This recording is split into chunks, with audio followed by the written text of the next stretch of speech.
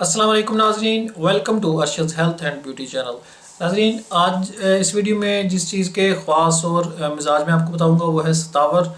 ہندی میں اس کو ستاور بولتے ہیں، سندھی میں ستوری، گجراتی میں شتاوری، انگریزی میں اسپریگس۔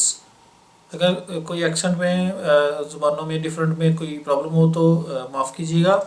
یہ ایک بیلدار پودا ہے، اس کا تنا اور شاخیں خاردار ہوتی ہیں، کانٹے تیز اور مڑے ہوئے ہوتے ہیں، اس کے جڑ پر لمبائی میں اس کے لکیریں ہوتی ہیں، موٹی اور سفید جو ستاور ہے، اگر خرید رہے ہیں آپ تو دھیان کیجیے، موٹی اور سفید ستاور اچھی ہوتی ہے۔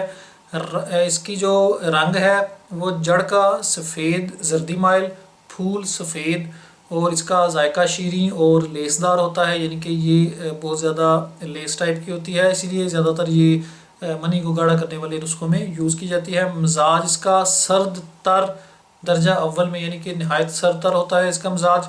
اس کے استعمال کیا ہے، اس کا یہ باغ کی جو قوت ہے اس کو بڑھاتی ہے، قوت باغ کے نسخوں میں، اور یہ بہت زیادہ یوز کی جاتی ہے۔ جو عورتوں کا سینے میں جن کے دودھ کی کمی ہو ڈلیوری کے بعد، ان کے لیے بھی اچھی ہے۔ اس کے علاوہ پتلی منی کو غلیظ کرنے یعنی کہ گاڑھا کرنے کے لیے بہت عمدہ چیز ہے، اور جریان میں بھی یہ بہت زیادہ مفید ہے۔ اسی لیے اس کو جتنے بھی جریان کے زیادہ تر نسخے ہیں ٹوٹلی اور احتلام اور پتلی منی جو ہوتی ہے گاڑھا کرنے کے لیے، اس میں بہت زیادہ یہ ستاور یوز کیا جاتا ہے۔ اس کو اکیلا یا مناسب ادویات کے ساتھ یا دوسری بوٹیوں کے ساتھ اس کا سفوف بنا کر استعمال کیا جاتا ہے زیادہ تر، اور تازہ جڑوں کا رس جو ہے وہ دودھ میں ملا کر سوزاک کے مریضوں کو استعمال اگر کرایا جائے تو ان کو فائدہ ہو سکتا ہے۔ تو یہ تھے ستاور کے فائدے اور مزاج وغیرہ۔